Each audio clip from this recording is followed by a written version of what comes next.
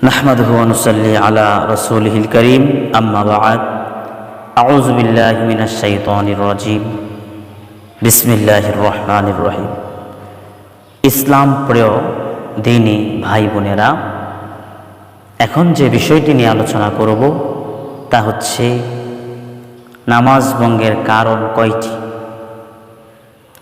আলোচনা শুরু করার পূর্বে বলি, যারা এই ইউটিউব চ্যানেলে নতুন, চ্যানেলটি সাবস্ক্রাইব করবেন, ভিডিওতে লাইক, কমেন্ট ও দিন প্রচারের স্বার্থে ভিডিওটি শেয়ার করবেন। নামাজ ভঙ্গের কারণ 19টি। 1 নাম্বার, নামাজে অশুদ্ধ পড়া। 2, নামাজের ভিতর কথা বলা। 3, কোনো লোকে সালাম দেওয়া। 4, সালামের উত্তর দেওয়া। 5, উফ আহ শব্দ করা। 6, বিনা ওজরে কাশি দেওয়া। 7, আমলে কাসির করা। 8, বিপদে কি বেদনায় শব্দ করে কাঁদা।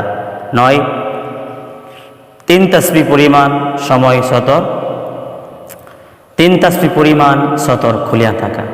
10, মুক্তাদি ব্যতীত অপর ব্যক্তি লোকমা লওয়া। 11, সুসংবাদ ও দুঃসংবাদের উত্তর দেওয়া। 12, নাপাক জায়গায় সেজদা করা। 13, কেবলার দিক হইতে সিনা ঘুরিয়ে যাওয়া। 14, নামাজে কোরআন শরীফ দেখিয়া পড়া। 15, নামাজে শব্দ করে হাসা।